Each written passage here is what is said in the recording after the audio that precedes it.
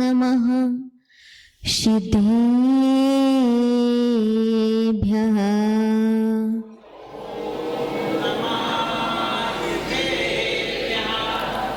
जयन्ति यशा वदितोऽपि भारती विभूति अस्तीर्थकृतोऽपि निहितो शिवाय धात्रे सुगताय विष्णवे जिनाय तस्मै सकलात्मने नमः। जिनाय तस्मै सकलात्मने नमः। नमो अरिहन्ताणं नमो सिद्धाणं नमो आर्याणं नमो उभयछायाणं नमो लोये शव्यसाहुणम्। जय बोलिए अनंत अनंत सिद्ध परमेश्वर भगवान की, 24 तीर्थंकर भगवान की, परम पूज्य आचार्य कुंद कुंद देव की, परम पूज्य निमित्त ज्ञानी आचार्य विमल सागर जी महामुनि राज की, परम पूज्य भारत गौरव गणाचार्य गुरुदेवाचार्य शिवराग सागर जी महामुनि राज की, परम पूज्य चर्यास्वर्णी पट्टाचार्य श्री विशुद्ध सागर जी महामुनि राज की, अहिंसामय विश्व धर्म की।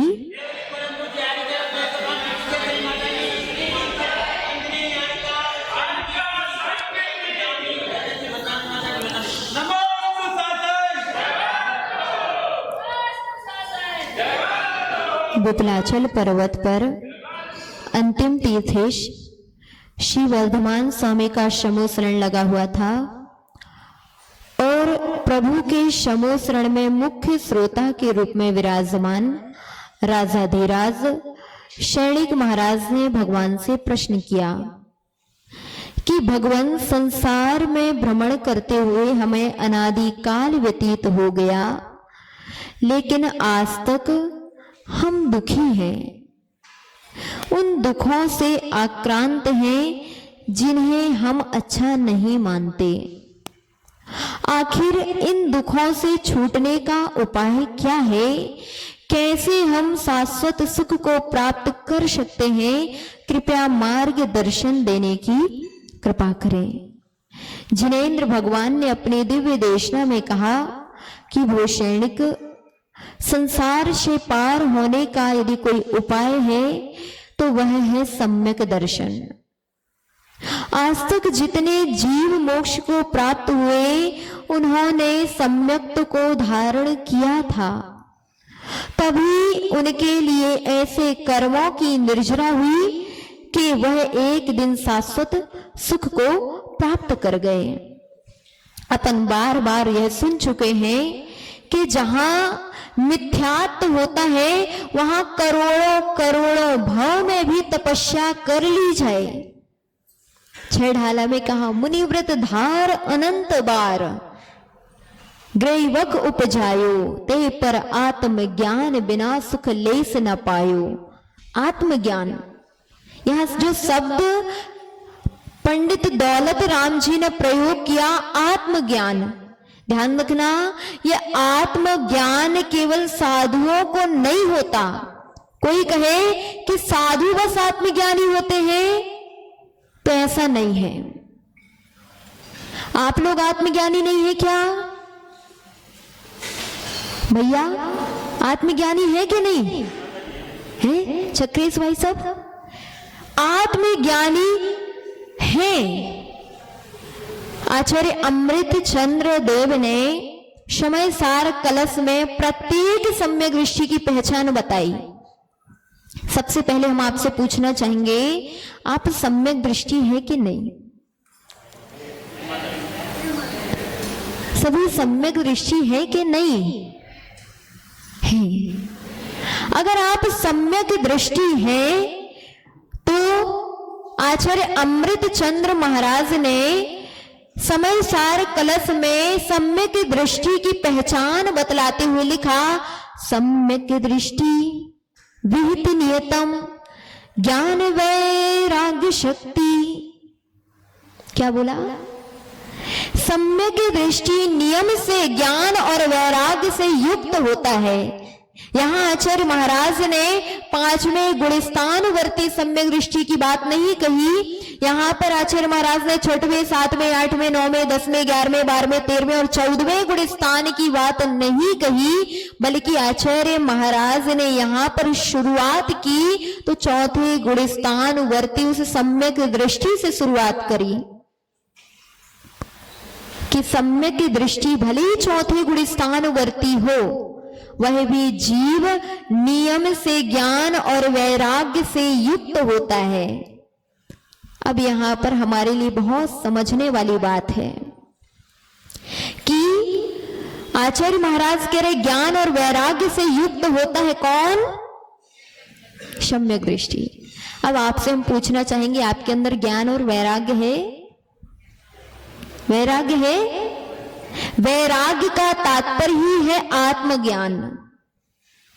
जहां वैराग्य होता है वहां आत्मज्ञान होता है, और जहां आत्मज्ञान होता है वहां वैराग्य भी होता है। घर में रहकर के भी भैया, घर में रहकर के भी सम्यक दृष्टि को सारे कार्य करना पड़ता है। करते नहीं है अरविंद चाचा? करना पड़ता है कि करते हैं? खुशी से करते हैं कि करना पड़ता है? एक करना पड़ता है, बड़ा अंतर है, और करते हैं बहुत बड़ा अंतर है। करने वाला तो खुशी से कर रहा है, और जिसको करना पड़ रहा है उसके लिए तो मजबूरी है। और जिसके लिए करना पड़ रहा है वह जीव तो जितने करने वाले के लिए कर्मों का आश्रय होता है उससे कई गुना कम मात्रा में जिसको करना पड़ रहा है उसके लिए कर्म का आश्रय होता है। बहुत बड़ा अंतर है।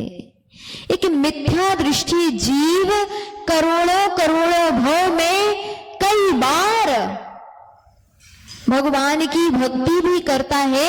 आचार्य कुंद कुंद देव ने अष्टपावड़ ग्रंथ में लिखा कि इस जीव ने इतने अर्घ चढ़ा लिए, इतने अर्घ चढ़ा लिए कि अगर उन अर्घों को एकत्रित किया जाए तो सुमेरु जैसे पहाड़ लग जाएंगे। अभिषेक करते हैं। हमने केवल इस भाव में अभिषेक नहीं किया, बल्कि अनंत भावों में इतना अभिषेक कर चुके, इतना अभिषेक कर चुके कि उस जल को एकत्रित किया जाए तो सागर के सागर भर जाएंगे, लेकिन हमारे कर्म रूपी मैल आज तक धुल नहीं पाए। क्या कारण है? अंदर में मिथ्यात्व लगा हुआ है, और मिथ्या दृष्टि की कर्मों की निर्जरा आचार्य कुंद कुंद देव अष्टपाहुड़ में ही लिखते हैं राई के बराबर। कितनी? केवल राई के बराबर। और वही सम्यक दृष्टि की निर्जरा सुमेरु के बराबर। इसका तात्पर्य सबसे पहले हमें सम्यक दर्शन को धारण करना पड़ेगा। कल बात चल रही थी, घर में कलह, क्लेश, अशांति, मनमुटाव बने रहते हैं। धर्म करते करते हुए भी रोज पूजन करते हैं, रोज अभिषेक करते हैं, साधु आते हैं तो हार दान आदि करते हैं, लेकिन फिर भी घर से वह अशांति का वातावरण दूर नहीं हो रहा, हमारे कर्म निर्जीर्ण नहीं हो रहे। क्या कारण है? उसका मुख्य कारण है कि कर तो रहे हैं लेकिन सही तरीके से नहीं कर रहे। कल बतलाया था, घर में अशांति, क्लेश, मनमुटाव अथवा इस प्रकार के लड़ाई झगड़े का मुख्य कारण है 2 प्रकार से। एक तो आपके घर की नेगेटिव ऊर्जा, और दूसरी आपकी नेगेटिव सोच। याद रखना ये दोनों बातें। घर में अशांति के कारण कितने हैं? 2। नेगेटिव ऊर्जा और निगेटिव सोच। निगेटिव ऊर्जा जब तक घर में रहेगी, आप जैसे ही उस घर में प्रवेश करेंगे, कहां यहां से विशुद्धि लेकर के गए थे मंदिर से, और घर जाकर के वह विशुद्धि अशुद्धि में परिवर्तित हो जाएगी, क्योंकि क्षेत्र का प्रभाव पड़ता है। इसके बारे में वैष्णव पुराण में एक बहुत अच्छी घटना उद्धृत है। एक बार राम और लक्ष्मण सीता तीनों वनवास के समय एक स्थान में पहुंचे, और उस स्थान में जैसे ही उन्होंने कदम रखा, लक्ष्मण के भाव विकृत हो गए। जिस राम के लिए वह भगवान मानता था, उसी राम के लिए वह दुश्मन की तरह देखने लगा। जैसे ही उस स्थान में पहुंचा, लक्ष्मण तुरंत, तुम्हारी वजह से हमने अपना घर परिवार छोड़ा, तुम्हारी वजह से हमारी बुद्धि नष्ट हो गई थी कि हम तुम्हारे पीछे पीछे आ गए। किसके मुख से शब्द निकल रहे थे? लक्ष्मण के। कोई बात नहीं थी, कोई चीत नहीं थी, कुछ भी राम ने नहीं बोला था, लेकिन जाते ही लक्ष्मण के मुख से ये शब्द निकलने लगे। राम भी आश्चर्य से देख रहे थे, और सीता तो आग बबूला हो गई कि हमारे पति के लिए ऐसे ऐसे कैसे शब्द बोल रहे हैं। तो सीता ने प्रतिकार करने का प्रयास किया कि अरे भाई, तुम अपने बड़े भाई से ऐसी बात कर रही हो, आज तुम्हारे शब्दों का लहजा बदल कैसे गया? राम समझ गए कि आज शब्द बदले हैं, उसके बदलने में एक निमित्त है क्षेत्र का बदलाव। राम ने सीता को चुप किया कि चुप हो जाओ, अभी कुछ मत बोलो। सीता बोले, रे कैसे नहीं बोले? आपके लिए देखो कैसी बुरी बुरी बातें सुना रहे हैं भैया। बोले, शांति रखो, शांति रखो। ऐसी शांति हमारे लिए भी तब रखना चाहिए जब कोई सामने वाला आग बने। लेकिन क्या होता है, पति जब आग बनता है तो पत्नी ज्वाला बन जाती है, और इसी कारण से घर में जहां लड़ाई खड़ी थी, वहां महाभारत खड़ी हो जाती है। होता कि नहीं होता? होता कि नहीं होता? बोलो ना। हाँ, होता है। अगर पति आग बने और पत्नी पानी बन जाए तो लड़ाई कहां? लेकिन होता क्या है, पति अगर आग बना तो पत्नी ज्वालामुखी बन जाती है, और होता है क्या? बहुत बड़ा विस्फोट। आप तो लड़ते हैं और पड़ोसी मजे लेते हैं। ध्यान रखना, घर की लड़ाइयों को घर तक ही सीमित रखना चाहिए। घर की लड़ाइयों की आवाज बाहर ना आए। हम तो कह रहे घरे अच्छी लड़ो आप तो लठिया लेके, लेकिन आवाज बाहर नहीं आना चाहिए, नहीं तो कोई काके है। लेकिन बड़ी विचित्रता है, घर की लड़ाई पड़ोस में तो जाती है, मंदिर तक आ जाती है। हमारी देवरानी ऐसी, हमारी जेठानी ऐसी, हमारे बे ऐसे, हमारे वे ऐसे। और होता क्या है, आपने दूसरों को ये बातें बता करके मन तो हल्का कर लिया, लेकिन कर्म भारी कर लिए। तुम सोच रहे थे कि मन हल्का हो गया, तुम अपनी सहेली को बता रहे थे। ध्यान रखना, वो सहेली भी सगी नहीं होती। कभी भी अपने घर की बातें पड़ोस में सहेलियों को, अपने मित्रों को नहीं बताना चाहिए। इससे आपका निवारण तो नहीं होगा, उस कष्ट का निवारण तो नहीं होगा, बल्कि आपके घर की हंसी जरूर हो जाएगी। होता कि नहीं होता? होता है।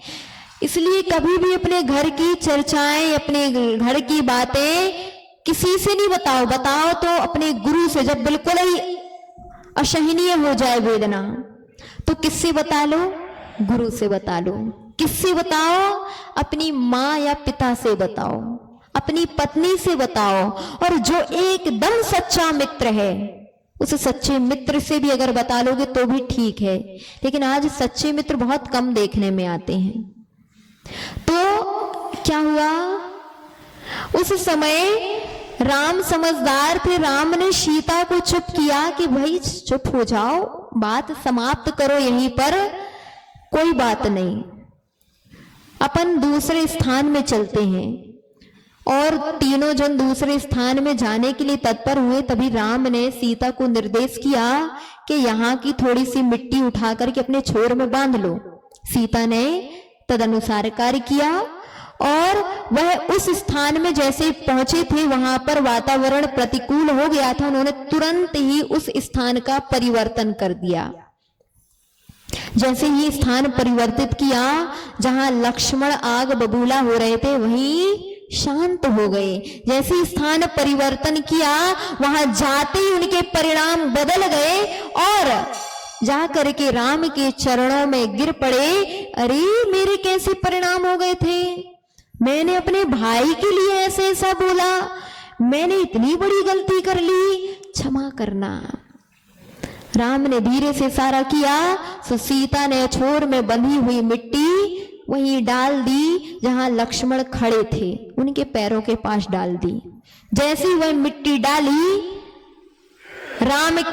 लक्ष्मण के परिणाम फिर से बदल गए।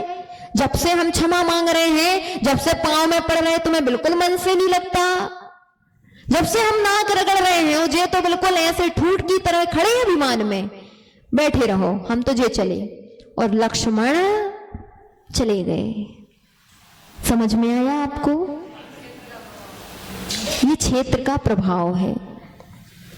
यानी अगर क्षेत्र अशुद्ध होता है, क्षेत्र में नेगेटिविटी ज्यादा होती है, तो उस क्षेत्र का प्रभाव हमारे परिणामों में पड़ता ही है। हम लोग भी जब आचार्य श्री के साथ उड़ीसा बंगाल की ओर गए तो हम लोगों ने भी ये चीज देखी थी। आपके एमपी की और बुंदेलखंड की जो वर्गणाएं हैं वो अलग हैं, और आप उड़ीसा बंगाल की साइड जाओगे तो वहां की वर्गणाएं अलग हैं। उड़ीसा में जब हम लोगों ने प्रवेश ही किया, कम से कम 8-9 साधुओं के लिए एक साथ स्वास्थ्य में प्रतिकूलता आ गई। आचार्य श्री ने तक्षण ही यही शब्द बोले थे कि क्षेत्र का प्रभाव है, यानी क्षेत्र का प्रभाव पड़ता है। आपके घर में जो अशुद्धि का वातावरण पड़ रहा है, जो अशुद्धि का वातावरण बना हुआ है, वह आपके परिणामों में असर करता है। कोई कितना भी स्वाध्यायशील हो, कोई कितना भी ज्ञानी हो, लेकिन उसके परिणाम विकृत हो जाते हैं। कहा सुनी चलने लगती है, लड़ाई झगड़े हो जाते हैं, अशांति के वातावरण बन जाते हैं। इसलिए क्या करना चाहिए? तो घर की जो नेगेटिविटी है वो आई कैसे, पहले इस पर ध्यान देना चाहिए। नेगेटिविटी आई है, पहला कारण है आपके घर में हो सकता है वास्तु दोष हो। ध्यान रखना, वास्तु का बहुत बहुत प्रभाव हमारे जीवन में पड़ता है। कल हमने आपको बतलाया था किस बारे में, याद है? देखो, समझदार हैं, कछु लोग सुनते हो, कछु लोग पता नहीं क्या करते हैं। सोते हैं क्या? नींद तो नहीं आ रही? नहीं आना चाहिए, बस थोड़ी सा समय हमारे लिए मिलता है, बड़े गौर से सुनना चाहिए। हमारे अंदर ये बातें उतरना चाहिए कि हम कहाँ कहाँ गलतियां कर रहे हैं। कल बतलाया था, अगर ईशान दिशा में अशुद्धि है घर की, तो घर में कलह के वातावरण बने रहेंगे। ईशान दिशा, जिसको देव स्थान कहा जाता है वास्तु की भाषा में, और ईशान दिशा है क्या? पूर्व और उत्तर के मध्य की दिशा। समझ लिए, ये पूर्व दिशा और ये उत्तर दिशा। तो जो इस साइड की दिशा है इसका नाम है ईशान दिशा। तो घर में आप जाकर के देखना आज कि घर में कहीं ईशान दिशा में अशुद्धियां तो नहीं है, कहीं वहां पर गंदगी या कबाड़ तो नहीं भरा पड़ा, कहीं वहां पर लेट बाथ तो नहीं बनी, कहीं वहां पर सीढ़ियां तो नहीं बनी, कहीं वहां पर चौका तो नहीं है। अगर ये सब है तो घर में वास्तु का प्रभाव पड़ेगा। लेकिन क्या करें, अब वास्तु के अनुसार तो घर की वह दिशा गलत हो गई। अब उस दिशा की दशा गलत होने से हम कर क्या सकते हैं? तोड़फोड़ करें? तोड़फोड़ करें? घर उतना ही है, हम कहां परिवर्तन करें?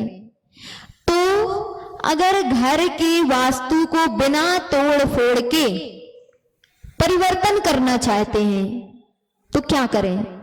पूछो ना, क्या करें? अभी सबने नहीं पूछा। सबसे अच्छा तरीका बता दें।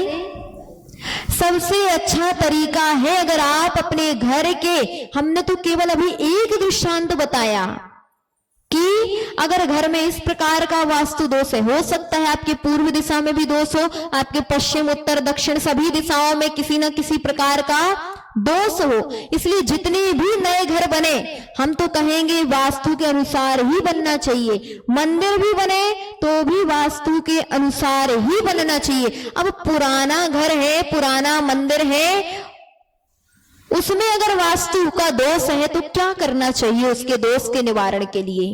सबसे अच्छा तरीका है उस घर में निरंतर साधुओं के चरण पढ़ते रहें।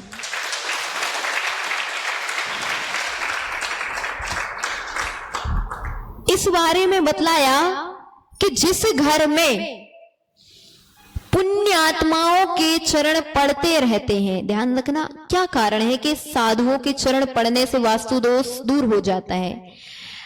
तो साधु जन पुण्य वर्गणाओं से युक्त होते हैं। इनकी वर्गणाएं अगर देखें तो एक सामान्य व्यक्ति से कई गुना अधिक मात्रा में पॉजिटिव होती हैं। अगर नहीं होती तो कई बार आप लोगों ने इस चीज का अनुभव किया है कि साधुओं के पास जाते ही जो मन में संक्लेशता चल रही थी, जो परिणामों में विकृति चल रही थी, वहां जाकर के शांति का अनुभव होने लगता है। होता कि नहीं होता? ऐसा लगता है जाकर के वहां ही बैठे रहें। क्या प्रभाव डाल रहा है? उनका ऑरा, उनकी वाइब्स प्रभाव डाल रही है कि आपके परिणाम केवल उनके संसर्ग में आने मात्र से निर्मल हो जाते। एक बात बताओ, यहां आए, प्रवचन सुन रहे हैं, जितनी देर यहां पर बैठे अच्छा नहीं लग रहा? यहां आए और ये जो आपके परिणाम हो रहे हैं, यहां के परिणाम और घर के परिणामों में अंतर आया कि नहीं आया? आता है, नियम से आता है, क्योंकि वह साधु जो 24 घंटे में शुभ कार्यों में लीन रहते हैं, शुभोपयोग में लीन रहते हैं, जिनकी क्रिया शुभ होती है, चलना सो शुभ, बैठना सो शुभ, उठना सो शुभ, रखना सो शुभ, खाना सो शुभ, जाना। अब पूछोगे अरे ऐसे कैसे हो सकता है? तो होता है क्योंकि साधु जन समिति का पालन करते हैं। चलेंगे भी तो भी उनके कर्मों की निर्जरा हो रही, ईर्ष्या समिति से चल रहे, कहीं जीव मर ना जाए, ये भाव उनके अंदर जो होते हैं, यह भी उनके कर्मों की निर्जरा में निमित्त बनता है। चलना भी उनकी कर्म निर्जरा कराता है, बोलना भी कर्म निर्जरा कराता है। कोई भी साधु आपसे गाली देते क्या? आपको बुरा कहते क्या? और बुरा कहते भी हैं तो आपके सुधार के लिए भी कहते हैं। भगवती आराधना में कहा कि अगर साधु आपको सुधारने के लिए भाषा समिति के अनुसार अगर थोड़ा सा ऊपर नीचे भी कर ले, गधा कह दें, है गधा, कहीं भाषा समिति का पालन नहीं करा, नहीं, भाषा समिति है। अगर आपको नारकी भी कह दें कि वो नारकियों जैसे हाल मत करो नारकी, तुम तो मनुष्य हो, तो भी उनकी भाषा समिति ही है। यानी वो बोलते हैं तो अच्छे के लिए बोलते हैं। यही कारण है कि उनके लिए बोलते हुए भी कर्म निर्जरा हो रही है। आहार करते हैं तो ईष्णा समिति से देख करके करते हैं, सो भी कर्म निर्जरा हो रही है। चलते हैं, उठाते रखते हैं तो आदान निक्षेपण समिति का पालन कर रहे हैं और जाते हैं सो भी देख करके कहीं जीव ना हो, ऐसे नहीं चले जाते, प्रतिष्ठापन समिति का पालन करते हैं। इसी कारण से कहते हैं वह साधु जन एक सामान्य व्यक्ति की अपेक्षा अनंत अनंत शुभ परिणामों से युक्त होने के कारण वह एक पुण्य वर्गणाओं से युक्त होते हैं। और जब ऐसे पुण्य वर्गणाओं से युक्त जीव के चरण आपके घरों में पड़ते हैं तो आपके घर में भी जितनी पाप वर्गणाएं प्रवाहमान थी वह भी पुण्य वर्गणाओं में परिवर्तित हो जाती है। इसलिए जब जब साधु आए तो आप ये नहीं सोचा करो कि कर लेंगे ये, नहीं, एक बार कर लिया बहुत है, नहीं, एक बार खा लिया तो बहुत होता है क्या? सवेरे भी चाहिए, दोपहर में भी चाहिए, शाम को भी चाहिए। खाने में तो इतना हमें मालूम है कि खाना तो हमें तीनों टाइम चाहिए, लेकिन साधु के चरण पड़ गए 4 महीने में एक बार पड़ गए। आए तो थे अभी कुछ दिन पहले एक साधु, उनके हार करा दिए थे, नहीं, उनकी वर्गणाएं कुछ समय तक हो सकती हैं, लेकिन पुण्य वर्गणाओं की आवश्यकता हमारे लिए निरंतर हुआ करती है। इसलिए अगर आपके घर में वास्तु दोष आदि हैं तो घर में साधुओं का आवागमन बना रहे, इसका पुरुषार्थ करना चाहिए। अब ऐसा नहीं करना कि महाराज निकल रहे थे और पकड़ के घर ले जाओ कि चलो महाराज थोड़ी पुण्य वर्गणाएं घर में फैला दो, ऐसा नहीं करना। साधु 2 ही निमित्त से घर जाते हैं, एक निमित्त होता है आहार और दूसरा निमित्त है अगर आपके घर में किसी की संलेखना समाधि आदि का प्रकरण हो तो उस समय में भी आपके घर साधुजन जा सकते हैं, बाकी तीसरे निमित्त से नहीं जाते। तो यही 2 निमित्त हो तो रोज रोज तो समाधि होगी नहीं घर में, है, नहीं तो कहे भगवान कबे को की समाधि शुरू हो जाए, ऐसा मत करना। आप सोचना कब हमारे घर में चौका लग जाए और कब साधु के घर में हमारे आहार हो जाए।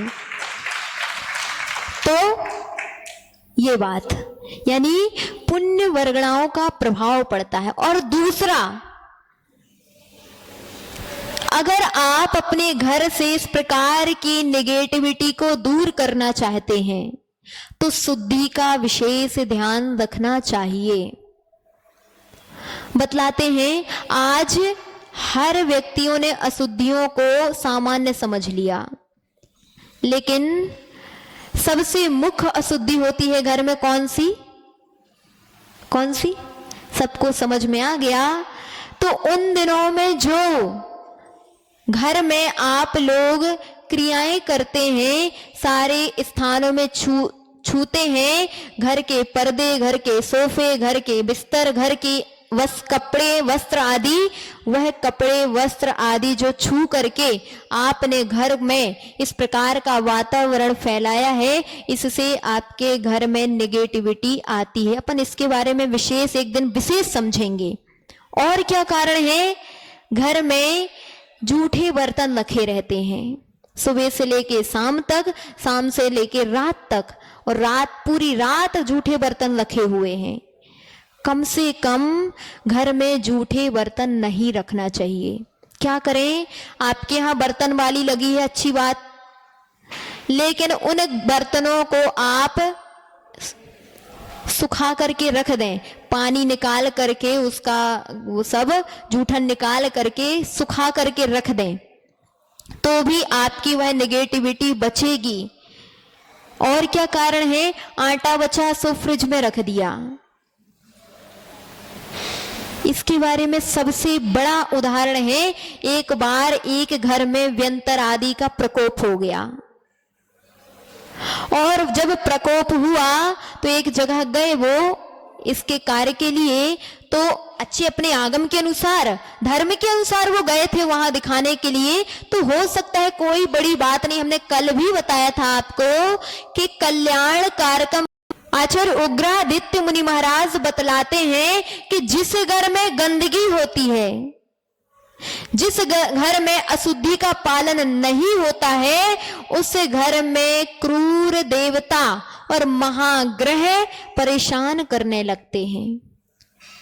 और यही महाग्रह तो नेगेटिविटी है, यही तो नकारात्मक ऊर्जा है, और क्या है। इसीलिए उसका उदाहरण हम बतला रहे थे कि उस घर में व्यंतरों का प्रकोप हो गया, घर में परेशानी आने लगी। पूछा गया कि क्या कारण है, बोले आपके घर में अशुद्धियां रहती हैं, और फ्रिज में आप जो कच्चा आटा रख देते हो, यानी आटा रख देते हो, उस आटे से भी यह व्यंतरों की परेशानी आई है। इसलिए कभी भी घर में फ्रिज में आटा रात भर के लिए नहीं रखना चाहिए, ऐसा बतलाते हैं। और अगर आप इस प्रकार की नेगेटिविटी से बचना चाहते हैं तो घर में जब भी प्रवेश करें तो पैर धोना चाहिए। कई बार क्या करते हैं, सीधे गए और पूरे घर में घूमने लग गए। आप जो बाहर गए थे, पता नहीं कैसे कैसे लोगों से आप मिले हैं, उनकी वर्गणाएं आपके शरीर से लगी हैं।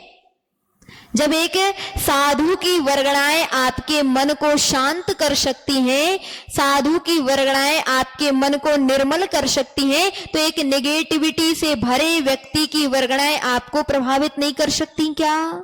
कर सकती हैं। दुकान में बैठे थे, पता नहीं कैसे कैसे लोग आपकी दुकान में आए थे। आप बाजार भी गए थे तो पता नहीं कैसे कैसे लोग आपके संसर्ग में आए थे, और आप घर गए और सीधे सीधे घर में प्रवेश कर गए। पहले का एक समय था जब क्या होता था, घर के बाहर ही बाल्टी रखी होती थी, हर व्यक्ति उसमें से हाथ पैर और छिटका लगा करके ही घर में प्रवेश करता था।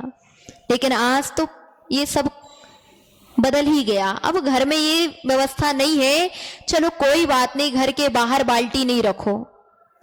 कम से कम जब भी बाहर से जाओ तो अपने घर में अंदर ऐसे ही स्थान में प्रवेश करो, एकदम अलग बाथरूम में जाकर के हाथ पैर धो पहले, और उसके बाद ही घर के और अंदर प्रवेश करना चाहिए। हाथ पैर अवश्य धोना चाहिए, तो भी आप इस प्रकार की नेगेटिविटी से बच सकते हैं। वरना ऐसे ही नेगेटिव ऊर्जा आप घर में लेकर के जाते हैं और प्रश्न करते हैं, माता जी घर में अशांति क्यों मची? हमसे क्या पूछते हैं? अशोक चाचा, दुकान से कुर्ता का कपड़ा लेकर के कौन आया था? कौन आया था? हम ही लेके आए थे। और चाची से पूछ रहे, जो कुर्ता को कपड़ा कौन लेके आओ? तो चाची कहे, कैसी बात करते, आप ही तो लेके आए हो। ऐसे ही घर में अशांति कौन लेकर के आया? कौन लेकर के आया? किसी से मत पूछना कि कौन लेकर के आया है, हम खुद ही इस प्रकार की क्रियाओं के द्वारा अपने घर में अशांति लेकर के आए हैं। अब क्या करें इसके लिए? तो इन अशांति से बचने का प्रयास करें। घर में जितना हो सके शुद्धि रखें, अपने वस्त्रों का जितना हो सके शुद्धि रखें। घर में चाहे जब आप बिस्तर में पड़ गए और वही बिस्तर के कपड़े में आपने भोजन भी कर लिया, आपने शास्त्र आदि को भी स्पर्श कर लिया, तो भी आपके लिए पाप लगेगा। अपन इस बारे में कल और अच्छे से समझेंगे। समय आपका थोड़ी सा 2 मिनट और है, 2 मिनट में यह बात पूरी नहीं हो पाएगी, इसलिए हम उसको प्रारंभ ही नहीं कर रहे हैं।